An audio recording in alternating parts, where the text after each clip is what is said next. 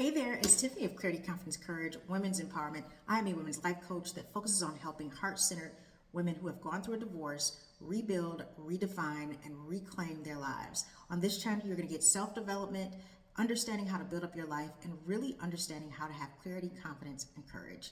In today's video, I'm going to be talking about the top 10 ways you can actually stay miserable if that's what you want after a divorce. Now, I know you're thinking like, Tiffany, why would I want to stay miserable after a divorce? Well, today I want to use a little bit of reverse psychology. So take out a sheet of paper, and as we go through this video, write down what the top 10 ways are, and then I want you to reverse it.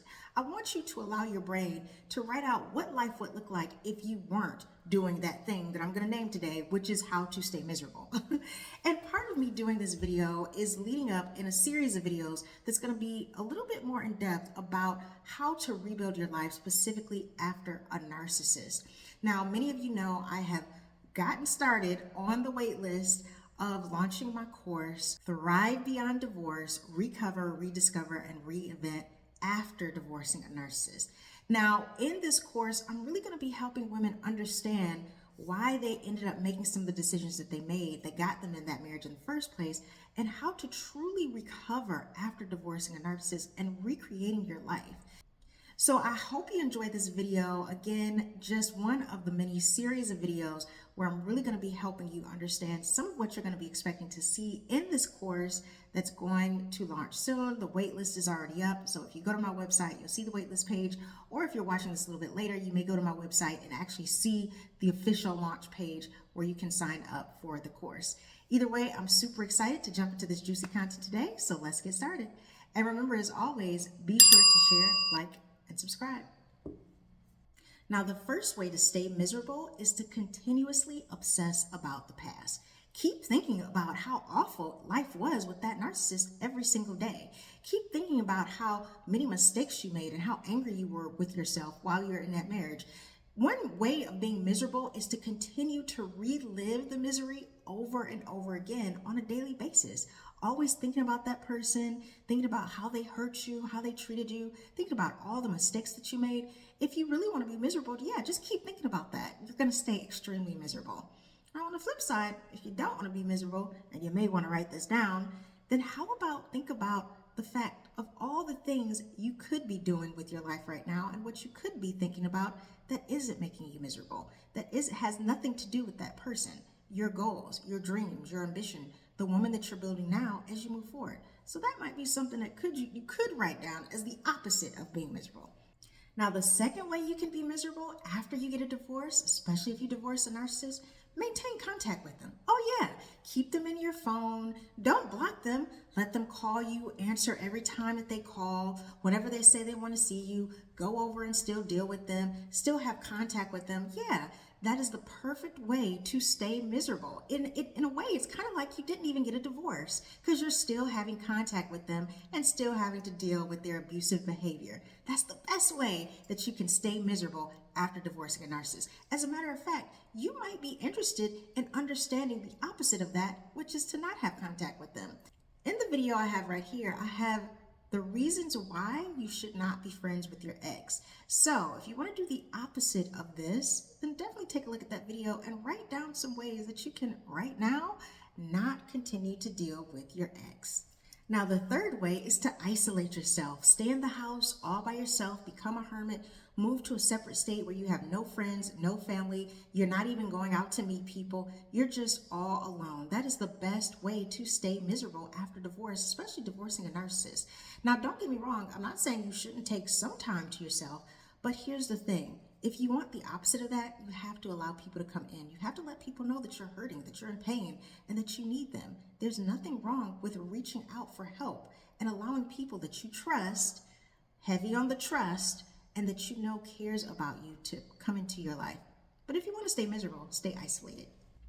Number 4, refuse to receive professional help. Even though you know going to therapy probably would make you feel better, absolutely don't do it. That's the fourth way to stay absolutely miserable. Not getting the emotional support you need, not really digging into the past, even from childhood trauma that probably led you to that person in the first place.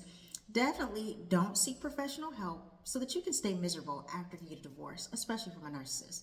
Now, write down right now what you think the opposite would be of doing of that, of not seeking professional help. What would be the opposite of that? And how could it really help you move forward? Again, we're playing the reverse psychology game, so keep going with it. Number 5, continue to blame yourself. It's all your fault. The narcissist had nothing to do with the manipulation, the gaslighting, the mental abuse, the physical abuse, the just down degrading you. No, they didn't have anything to do with it. It was all you. It's your fault. So feel the guilt, feel the shame, and just live in it every day. That's the 5th way you can stay completely miserable after divorcing a narcissist. Now, I'm not going to tell you what the answer is for our reverse psychology game. I'm going to let you figure out how to do the opposite of that every single day. And write down in the comments, tell me a little bit what you wrote or what came to mind for you. I'd love to hear your perspective. Now, the 6th way to remain miserable is to continue to let the narcissist control you. Now, this kind of is related to the other one I talked about by maintaining contact with the narcissist. But when I say let the narcissist control you, they can still control the money. They still call you up and go off on you whenever they want.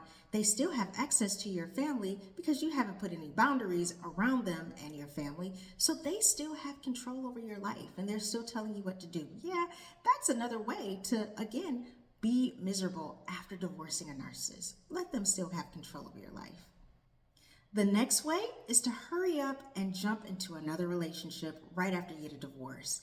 Because nothing makes you more miserable is to be in a relationship after divorcing an abusive person and then getting in another relationship with probably another abusive person because you haven't done the healing work, you haven't got treatment or therapy, you haven't sought any professional counseling, you just attracted yet another person who probably is a narcissist into your life. So winning, get into another relationship really quickly because that's, of course, going to solve all your internal problems.